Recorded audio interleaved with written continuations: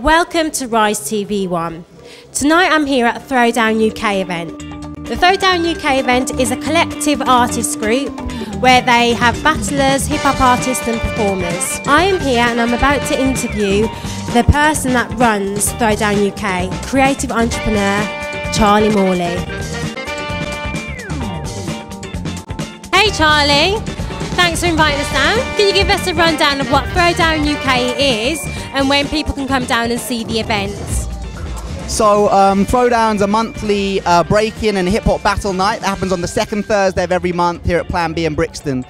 Tonight's actually our 7th birthday, so we've been running since December 2003. And on all our birthdays, we always take our hip-hop caps off just a little bit and get a little bit more chilled out and leave our egos at the door, and we have a big fancy dress dance battle. So today you're going to see all the super cool breakers, but they're going to look like idiots, all dressed in crazy fancy dress. So that's how we do. So we've got the events, and then we've also got a workshop scheme for young people, specialising in working with 13 to 19-year-olds who've been excluded from school or young offenders or hard-to-reach young people, and we teach them workshops in break-in, rap, graffiti, putting on events, that kind of stuff. And then we've got the professional team as well. What is your role within Throwdown UK? Well, I guess I do a bit of everything really, or kind of everything. When we first started Throwdown, it was actually a lady called Donna D, who was a friend of mine. We're both Buddhists, and we met at a Buddhist temple, and she was holding a DJ record bag, and I was like, oh, do you DJ? And she was like, yeah, you rap, because you were chanting really loud. So then we were like, oh my God, we're like this Buddhist rap and DJ combo. So we decided to start a night, and we wanted to start it around kind of Buddhist principles.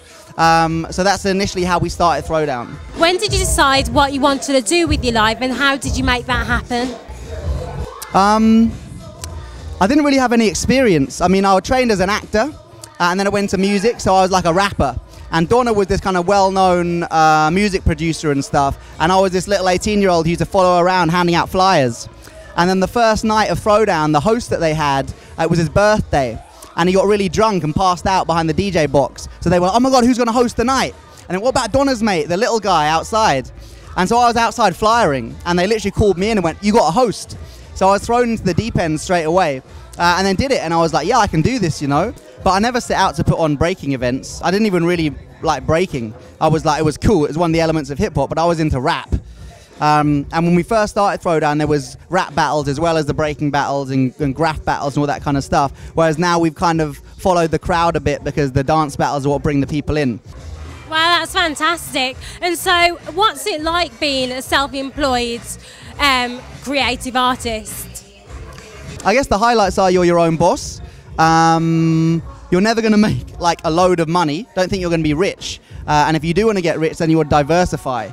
You know, people who are like just breakers or just dancers or just a graffiti artist or something, you're going to be on the breadline your whole life. You're going to be happy, but you're going to be poor. So you need to make that distinction, what means more to you. If you want to be kind of happy, but also do a little bit more work and make some money out of it, then you need to do more than one thing. So if you're a breaker, you need to be a dance teacher as well. If you're a graffiti artist, you need to be a graphic designer as well. Do you know what I mean? This is the kind of stuff you need to pay the bills with. So at Throwdown, the first thing we did was trying to set up people with day jobs. So we were doing workshops for kids. So a lot of the dancers who break here tonight are also our teachers as well. So, you know, through all the workshops, they make their money, they pay their rent, and that allows them to keep being a professional dancer and not having to get a job in Pizza Express at the weekends. And what have you got planned for 2011 in terms of Throwdown UK and any other little projects that you're working on? Yeah.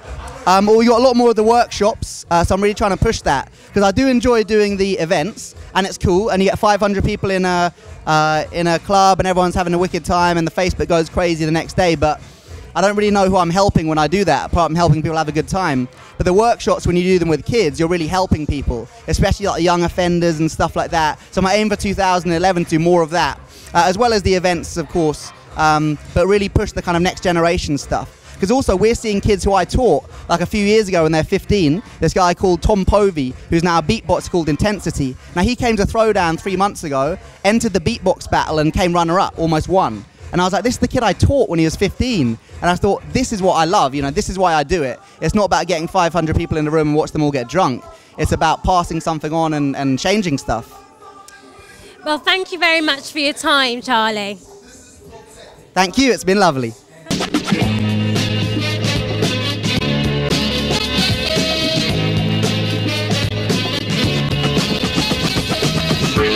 Peace.